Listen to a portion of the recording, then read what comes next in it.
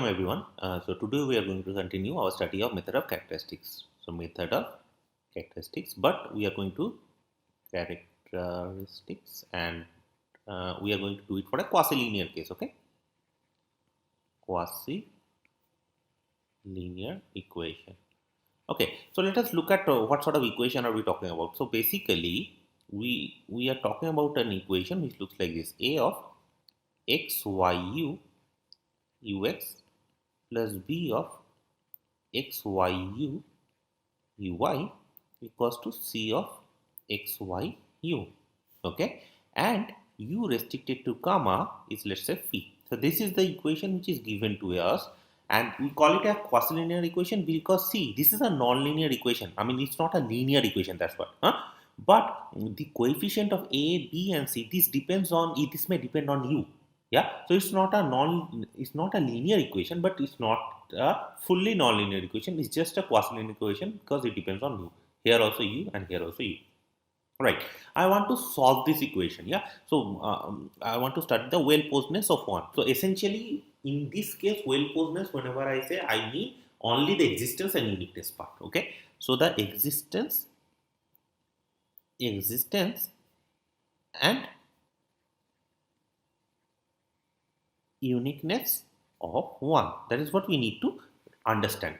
Okay, so for first of all, let us understand that given any equation like this, can we always expect that there is a solution for it? Okay, so the question is this question: given one, okay, can you always expect a solution? Expect a solution. Okay, or a unique solution. I mean, first of all, let's just understand that if we can expect a solution, and then we can talk about uniqueness later, right? But the answer is this: do you think we can expect any solution out of it? No, no. Huh? The answer is no. Why? So the thing is, you see, so if let's take an example and see. See, u t plus ux equals to, let's say, 0, yeah, and u at the point xx is sine x. Let us take up this example. This is a very simple problem, right, to solve. We already know that if, let's say, gamma and phi, yeah, this is the initial data curve. If you want to write it in terms of a parameterization, this is r sine r. Yeah, this will lie on S, which is graph of u. Graph of u. I want to solve this thing. Yeah, and C of S is the characteristic curve. Characteristic curve. Huh? S is parameterizing the characteristic curve. R is parameterizing the data curve. So R parameterizing data curve, and S is parameterizing the characteristic curve, right? Okay, now let us solve this problem. See, you guys already know, I mean, I am not writing all these characteristic equations and all because you guys already can do that. We saw it in the earlier classes. U of xt, if I just solve one, let's say that's 1 and that's 2. If I just solve one, what do I get? U of xt is some arbitrary function of x minus t, is a solution of 1. Solution of 1 for f in C1. For any f in C1, this is a solution. Now, for u to solve 2, we have, now let's say u solves 2, right? Now, if u solves 2, u at the point xx is sine x, so sine of x should be u at the point x, t equals to x, okay? And then you have f of x minus x. So that will give you f of 0 is sine x. Okay. Now, do you think that can happen? See, f is for a, if you want to write f is an arbitrary function, that is fine. But for one solution, f is fixed, right? So for a fixed f, u of xt given by f of x minus t is a solution. Now, f of 0 in that case will be a constant. Yeah. f is a C1 function. F at the point 0 is it's a function, right? So you just can take one value here and it's a constant, and that is equals to a sin x you are writing, and x is varying in whatever, I mean, let's say in r. So that's a function. This cannot happen, right? So a contradiction. You understand? So you cannot find a solution. Hence 1 plus 2 does not admit a solution. Okay, let us understand what is the problem here. See, so just take 30 seconds and think about what is the problem here. Okay, see, the problem is this. Let's say if I am putting u at the point x0 is sin x, there was absolutely no problem. You can just write it as sin of x minus t. That's the solution. Here the problem is this. What are the characteristic curves? The problem is this. Let us explain what is the problem. The problem is problem. Look at the characteristic curve. What are the characteristic curves? Characteristic curves are given by x minus t equals to constant, right? Those are the characteristic curves. C is in R. Yeah. See, the initial data here is given along one of the characteristic. So c equals to 0, x equals to t is a characteristic, right? X equals to t. So x equals to t is a characteristic curve along which the data is prescribed, right? You understand? See, x equals to t. So basically, same coordinate, x equals to t line. On that line, the data is prescribed, and that is why what is happening is f of x minus f, which is becoming f of 0, right? And that is why that constant cannot be equals to function. So essentially, what is happening is here, x equals to t is a projected characteristic. Sorry, this is the projected characteristic curve, right? So the data is prescribed along one of the projected characteristics, and that is why what you have, that is why you have this contradiction, right? So hence you cannot have the data prescribed along projected characteristics. So for here comes a concept of called a concept which is called a non-characteristic data curve. Okay, so non-characteristic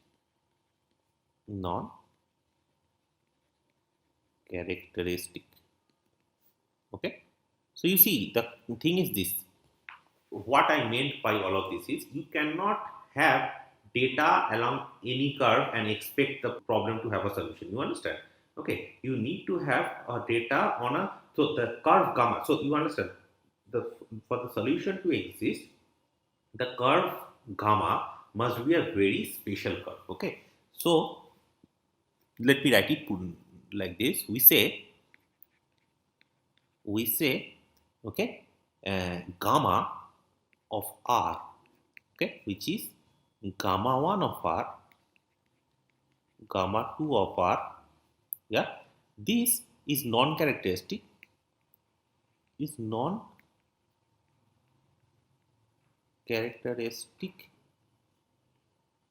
curve.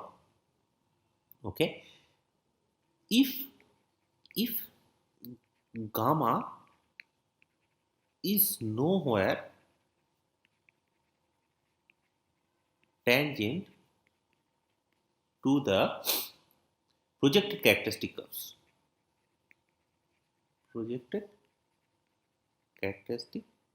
Right? Yeah. See, if gamma is one of the tangents, so here tangency is not coming because all of the projected characteristics are lines and the tangent to the lines are the lines itself. Okay. So if gamma is nowhere tangent, then we are good to go. Okay, so essentially what this means in case of a, so let me write it in this thing in case of a Gaussian equation. So what are the projected characteristics? It is basically this gamma 1 of r, gamma 2 of r, okay, u of gamma 1 of r, gamma 2 of r, which is phi of r in our case, times b of gamma 1 of r, gamma 2 of r, phi of gamma 1 of u of gamma 1 of r, gamma 2 of r, which is this, okay, this vector field times minus gamma 2 prime of r, gamma 1 prime of r. This is non-zero. Is it clear? See, what is this? This is basically, I mean, this particular thing is saying this is a normal thing, right? So this is basically saying that this particular projected characteristics are given by x prime, y prime.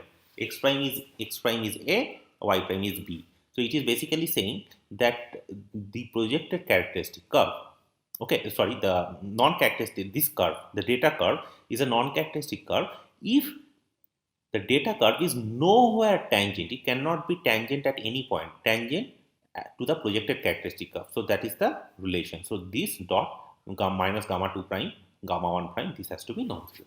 Clear? And if this happens, then you can show that, so the existence and uniqueness theorem, let me just write down the existence uniqueness. Okay, we will do the existence uniqueness later. For now, I will just give you a short idea. So essentially, if gamma is non-characteristic, okay, then the problem one admits an unique solution, okay, near, so let's say R naught is some point, R naught 0. Okay, so AC equals to 0. Near AC equals to 0, you take any fixer. So let's say that this is your data curve gamma. Okay, let's say that's the point R naught 0. Okay, so near the point R naught 0, you can actually find a unique solution for this problem, provided this gamma is a non-characteristic. So this is the existence theorem, existence and uniqueness theorem. We'll do it properly later, but for now, I mean, just keep it in mind. But please understand that the unique solution is near R naught 0. Okay, so basically in some neighborhood here. Okay, some neighborhood here. Okay, now, so this is the case. So let's say you are given a problem. First of all, how do you solve a quasi-linear equation? So let us take up an example and see how do we solve it. Example, let's say ut plus ux equals to 0. Okay, and u at the point x0 is x. Let's take this equation and let's see how to deal with this problem.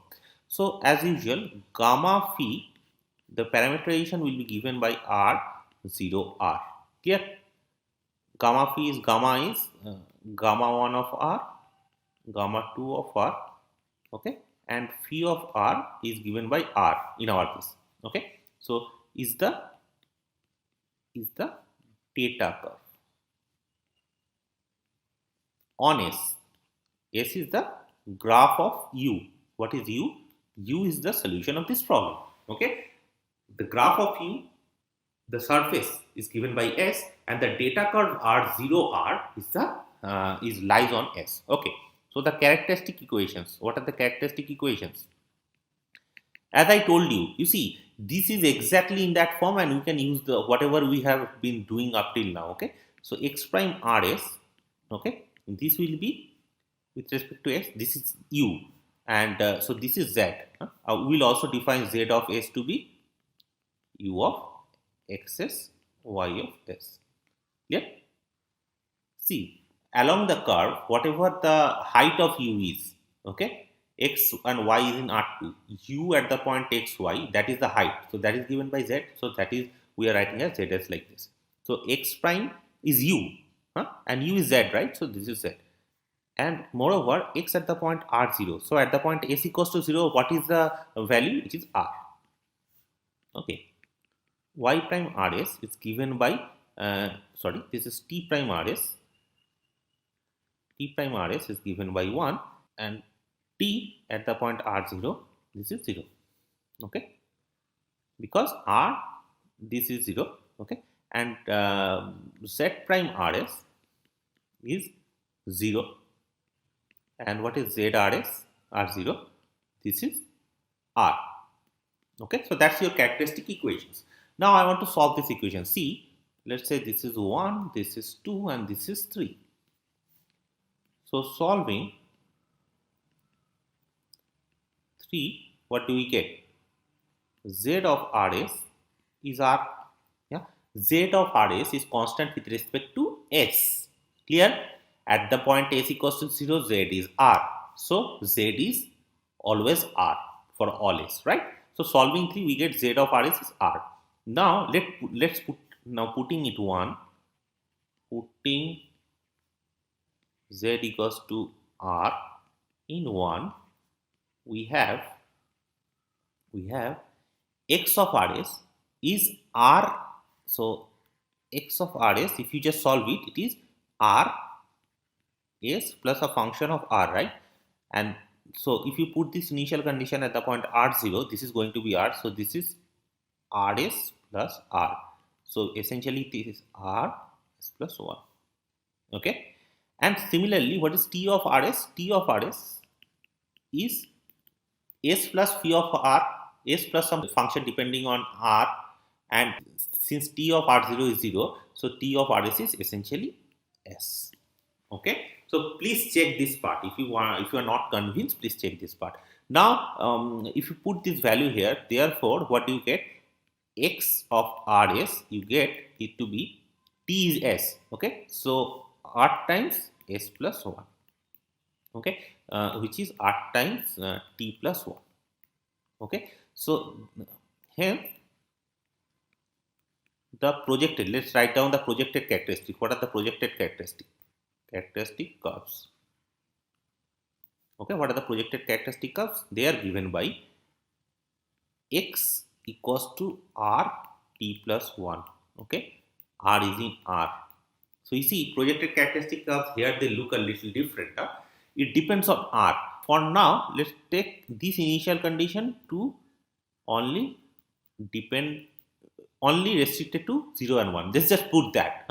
Let's see what happens. See here, so this R only varies between 0 and 1. Okay, let's put this restriction and see what happens. I mean, without that also it's not a problem. So in this case, what we will do is R will only vary between 0 and 1. Okay, let's say 0 and 1. Yeah, I want to see what are the projected characteristics. So let's say the projected characteristic will be in xt plane. Yeah, let's see. So first projected characteristic corresponding to R equals to 0 is x equals to R equals to 0 is x equals to 0.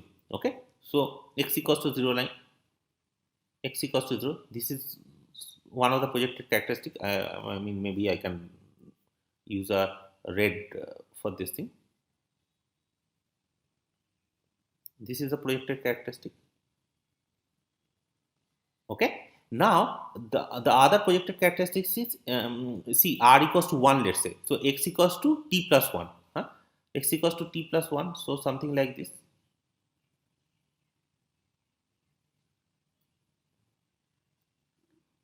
T equals to minus 1 this point. So this is x equals to t plus 1. This is another projected characteristic. And if R varies between 0, 1 and 1, all these projected characteristic, every projected characteristic will lie here. Okay, will lie here.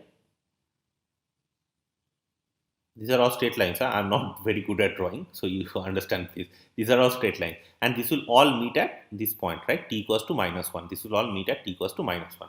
Okay, so these are all projected characteristics. So it will span the whole thing, and it will meet up here. Okay. Now the thing is, let us write down the what is the exact solution, and then we'll talk more about what is happening here. So the solution, and therefore the solution is given by, see what is the solution? Z is R, right? Z is R. Okay, so Z u of x and y is u of x s y s, which is Z of s, which is given by R, right? And R is x by t plus 1. Okay, that's the solution. So this t obviously cannot be minus 1, otherwise this blows up, right? So t is greater than minus 1. Okay, and this is evident from the projected characteristics. See, what is happening is this: along the characteristics, right? Along the characteristics, z is R, right? So Z is constant along the characteristic. Clear? Along the characteristic, Z is constant. So just think of the graph above. For every point here, what is the value of Z? It is constant. Okay. So here, every point is constant. At this point, what is the value of Z? It is, let's say this point is 1, right? For R equals to 1. Okay. So Z equals to 1 here. Here also Z equals to 1 then. Okay. But again, if you carry on along this line, Z has a different value, but along this line, Z is always constant. So let's say this is R equals to half. R equals to half. Okay. So along this line, Z equals to half. It's going. But when it reaches here, what is happening? It will be at t equals to -1. Where do you think this will go? You see, along this line, if it goes at this point, it will take half. It should take half. Along this line, if it goes, it should take 1. Okay. So what is the value of Z at this point or U at this point? Yeah, there's a problem, right? I mean, both the lines they will intersect somewhere, but what is the value of U at the intersection? At that point, it is undefined because along two different characteristics, you are getting two different values. Okay, so and this is given by this. You can see U is given by this.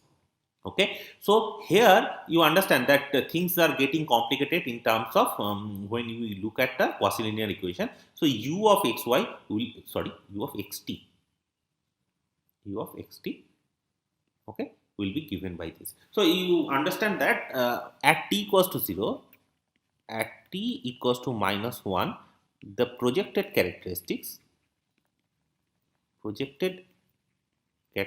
curves meet, okay, and forms a singularity, okay. Later in the course, we will talk about this singularity. This is a very important kind of singularity. We will talk about this singularity and we'll see how to work around all this singularity. Okay, so this will be done later. Okay, so now we want to talk about existence theorem. So essentially, what is so special about non-characteristics? We want to look at it into that. So we want to talk about existence, right? Yeah, so existence theorem. Okay. So, what is the existence theorem? So, essentially, let me tell you what is the exact idea. So, if the exact idea is to talk about this sort of thing: f of x u gradient u equals to 0. Yes, and u restricted to gamma is, let's say, g. This sort of thing is given. F and g are continuous. Okay, wherever they are defined. I mean, I am not writing all that. It is continuous. Now, this is a this is a general format of a PDE, right? So let's say that's your one, and we want to actually we want to see that so f and g are continuous. So the question is this: question is, when does one admit a unique solution? And unique solution, okay. And whenever we talk about solution, we mean, of course, u is in c1 of omega, whatever this u will be defined, c1, such that it satisfies this, that u restricted to this gamma is some curve, okay, that is equals to g. Yes. And of course, I mean, here you can think of this x. So here we can think of this x is in from omega, which is containing Rn. Yeah, we are restricting ourselves to R2, but the exact same thing works for Rn, and I mean, there is nothing special about it. Okay, and this gamma. So this is the extra assumption. X is in omega, which is in Rn, and n is greater than equal to. Okay, and u restricted to gamma is g. So what is gamma? Gamma, see, if you are taking your domain to be open set in Rn, so gamma is any curve, any smooth curve. Okay, we are talking about smooth curve in Rn such that gamma is the graph of some function. Okay, graph of some phi. So essentially, what is gamma? This is not a smooth. This is a smooth surface. Sorry, This is not a smooth curve. In 2 dimension it is curve. In 3 dimension it will be a smooth surface. Okay, it's a smooth surface in Rn such that u is equals to, so basically you can think of u as a graph of phi, where phi is from Rn minus 1 to R. Okay, so the graph of a function from Rn minus 1 to R, you think of that graph. Okay, so that will give you a surface in Rn, right? And the information of u is given on that surface, and you are saying that you are looking for a function u such that when you restrict u on the surface gamma, then you get this function g. This is in Rn. Of course, when it is R2, then essentially you are looking for a, the gamma is just a graph of some smooth function. Okay, this is a smooth function. This is smooth C infinity, let's say. C infinity function from R to R. Yes, and so the graph of phi, so which is gamma, will be a curve in that case. Okay, a smooth curve which lies in R2, right? And then the usual thing happens. So x is in R2 in that case. Okay, right? Now the question is this: so when does one admits a unique solution? Now, if you remember, why are we suddenly talking about it? Because this actually, so this question. Okay, so please understand this question. Okay, see, for a given problem you want to talk about the well posedness of the problem. Okay, and this question covers the first two part of well posedness, right? Okay, now so we want to prove this thing, and we saw that for any problem, just a small revision. Okay, so we saw that for any problem, let's say ut plus ux equals to 0, okay, and u restricted to x and x is, let's say, sine x. Yeah, this problem, so there does not exist, let's say, no solution. Yes, you can show that. So it is not that it is not a like a guaranteed thing that any problem like this will have a solution, right? Forget about uniqueness. There may not exist any solution because the the data is given on the one of the characteristic lines. Yeah. So what can we do about it? We talk about non-characteristics, right? Okay. So let me give. So essentially, if you want to find a unique solution of some problem, something like this, yeah, something like, let's say, 1, then we have to somehow take into account that non-characteristic condition. So from there on itself, we are going to talk about the theorem which we deem as a uniqueness theorem. Okay, so the theorem which we want to say is state is this theorem. Okay, so this is the uniqueness theorem, yeah, very important. So it says that if gamma is that curve, gamma is non-characteristic,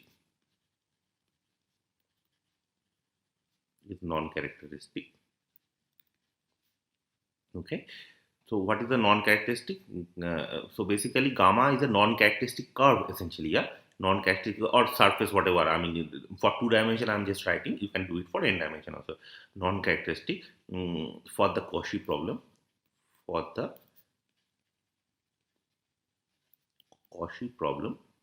What is the Cauchy problem?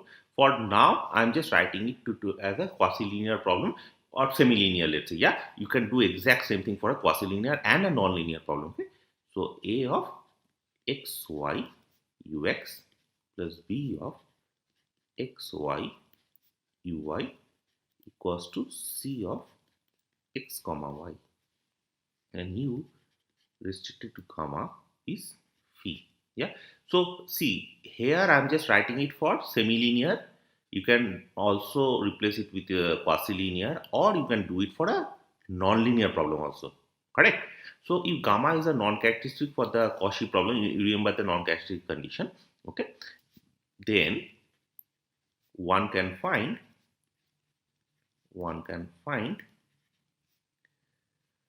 a local inverse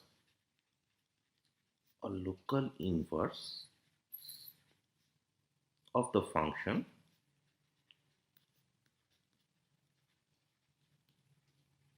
the function g of rs, which is equals to x of rs, y of rs, okay, near is equals to 0. Clear? So what it means is, that is, for each R naught, yeah, we can find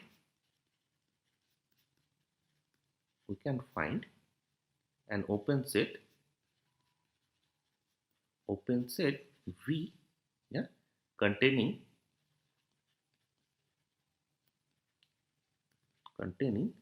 R naught 0 and an open set U containing G R naught 0. What is G R naught 0? It is X R naught 0 and Y R naught 0. What is X R naught 0? Y R naught 0, which is gamma 1 of R naught 0. So it is gamma 1 of R naught and gamma 2 of R naught, right? Okay. Such that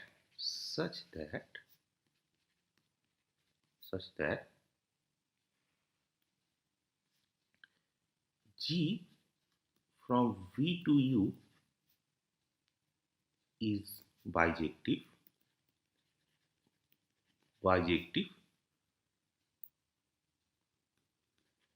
Moreover, let me write here, G inverse, okay, from U to V, yeah, is C1. Okay, so essentially what it is saying, if the non-characteristic condition is given, right, you can actually confirm that a problem like this, let's say that's your 2, a problem like this admits a solution. But the solution, so very important, please understand this thing. So before we prove anything, this is a small remark. The above existence theorem, okay, theorem guarantees the existence of an unique solution, right? See, it is saying that there is a neighborhood of R naught 0 where the solution is unique, yeah, unique solution, but locally, yeah. See, it is not saying, so let's say you are, I mean, think about this thing, let's say this is your domain, right? Yeah. So let's say the whole domain you are there, and the initial curve is this. Let's say that's your x-axis, yeah. Let's say that's your x-axis, this is your y-axis, and let's say that's your initial curve gamma. This is just an example, yeah. Initial curve gamma. What this theorem is saying is, for an arbitrary problem, yeah, if gamma is a non-characteristic, right? If gamma is a non-characteristic for that problem, then you can actually find a solution, but not everywhere. I mean, you cannot say that the unique solution exists in the whole domain. That's your domain, right? XY plane. It may not exist in the whole domain, but you can say that there is a small neighborhood, let's say something like this, okay? This in this part of the domain, okay, small neighborhood. I mean, this is just an arbitrary I guess pro, okay.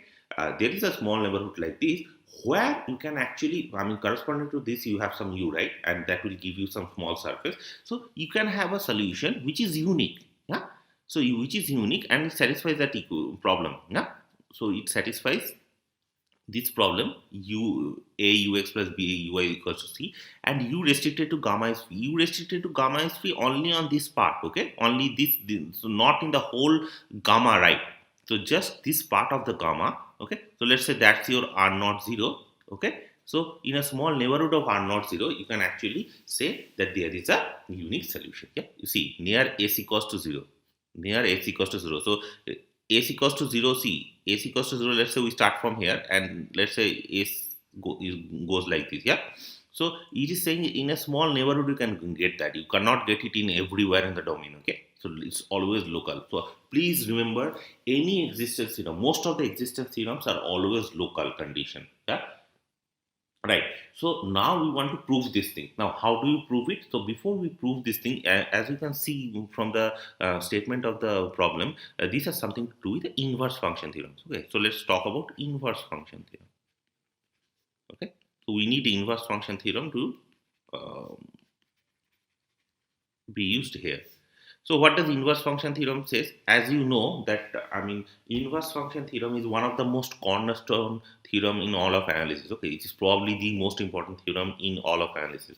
So what it says is this. So given a, we basically are talking about a vector field, right? So let's say f is from omega subset of Rn, okay, to Rn be a C1 map. C1 map, right? Okay, so you are looking at a, obviously, please remember, inverse function theorem is always from the same dimension. Dimension is same, Rn to Rn. Okay, be a C1 map with df at the point p naught, not non-zero, for some p naught in omega. Okay, so inverse function theorem, what the gist of inverse function theorem is, you are basically given a function, C1 function, you want to see whether there is a inverse function, inverse exists, whether f inverse exists or not. Okay, definitely this is not true for any given function, right? What inverse function theorem says is if the Jacobian of f, so if df p naught, df, so if the Jacobian of the derivative of f at the point p naught is non-zero for some p naught in omega, then there exists u containing p naught and v containing f of p naught, okay, such that f from u to v is bijective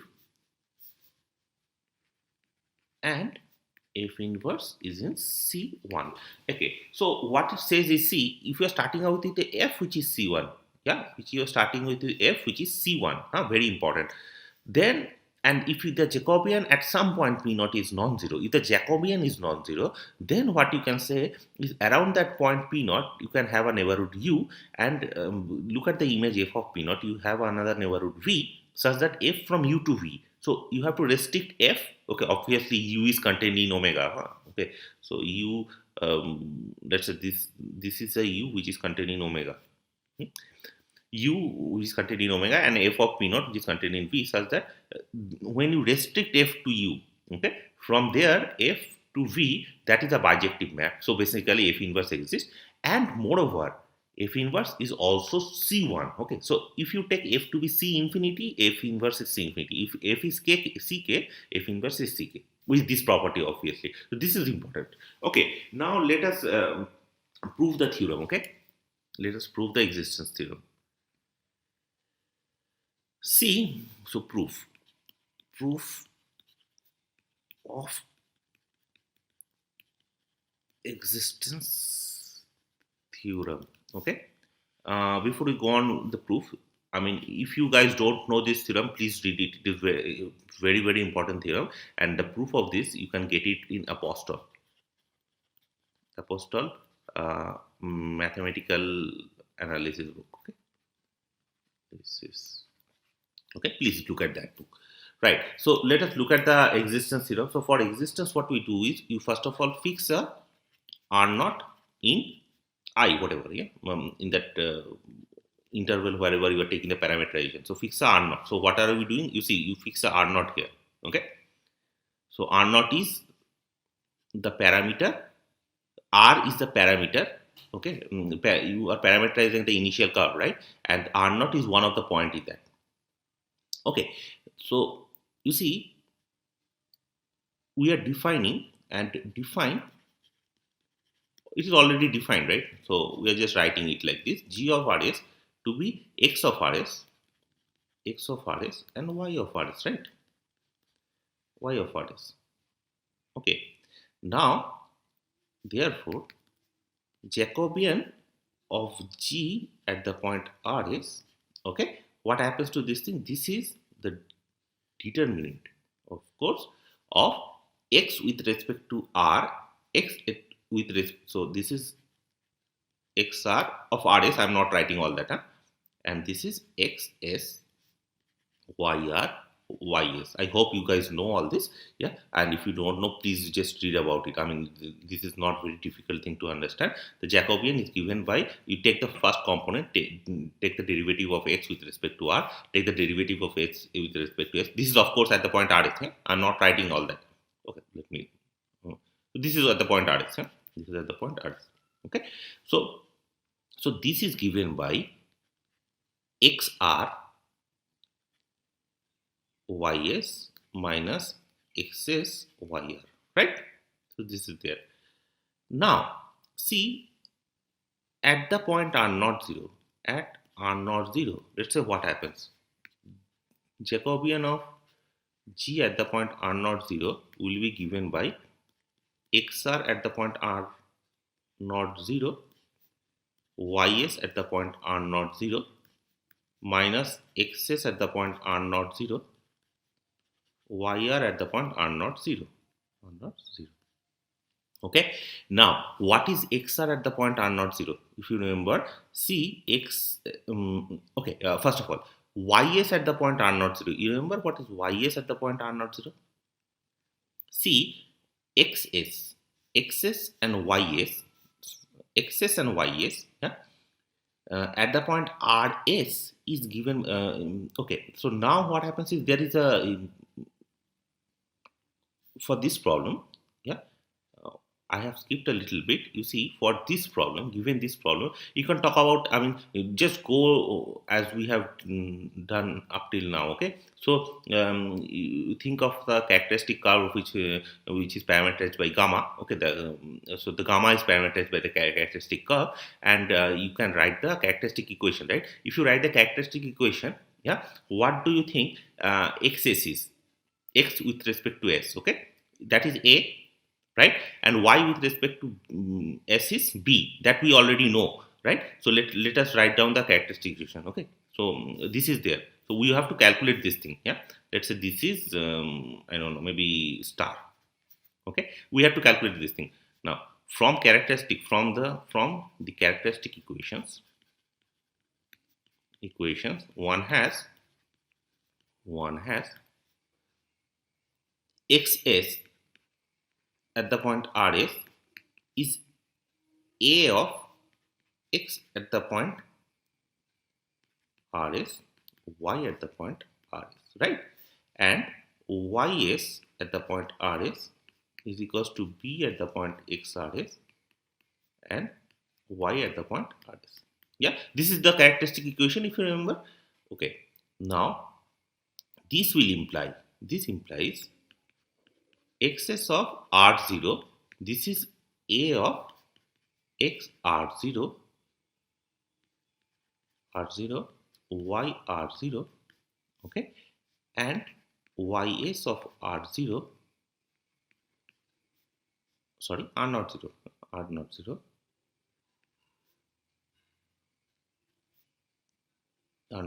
okay. So I am calculating at the r naught 0. This is b of x r naught 0, y of r naught 0, okay.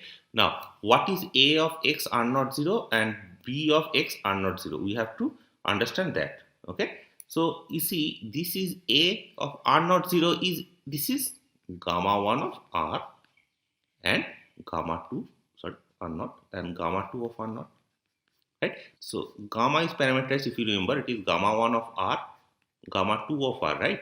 So at the point r naught, it's definitely gamma 1 of r naught, gamma 2 of r naught, okay. And this is given by b of, again, gamma 1 of r naught, gamma 2 of r naught, right? Okay. Now again, you see, what is xr at the point r? So xr at the point r naught 0, what do you think that is? So x at the point r naught 0 is gamma 1 of r naught, so this is gamma 1 prime of r naught, right? And yr at the point r naught 0 is gamma 2 prime of r naught, right? Okay, so that is given. Now if this is given, you just putting all this, putting in star one has G R naught 0 is given by gamma 1 prime R naught, right? Gamma 1 prime R naught times B of gamma 1 R naught, gamma 2 R naught, right? Minus gamma 2 prime R naught, okay? A of gamma 1 R naught, gamma 2 R naught, right? Okay, you see, this is the start condition, okay, the Jacobian condition. XR is Y1 prime R naught. YS is B of this. So that is why I wrote it like this, minus again this calculation, okay. So that is there. Now you remember, see, this is the non-characteristic condition, okay. Now and it is given to be non-zero. Yeah, non-characteristic condition is this, and it is given to be non-zero. So by inverse function theorem, okay, so this is non-zero.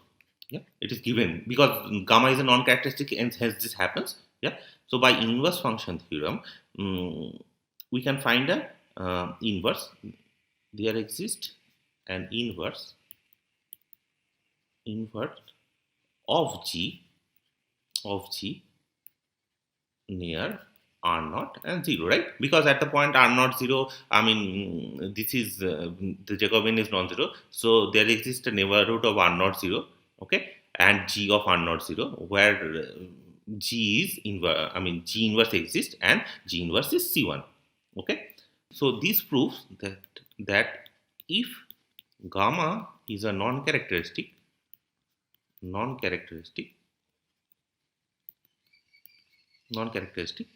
okay, there exists a local inverse of GRS, okay, and this proves our theorem. So let me just end this part by just saying this thing. See, why local inverse is sufficient for this. See, if you remember, while solving this problem, let's say while solving a problem like this, you are getting some characteristic equations for which you want to find, you know, x and r, right?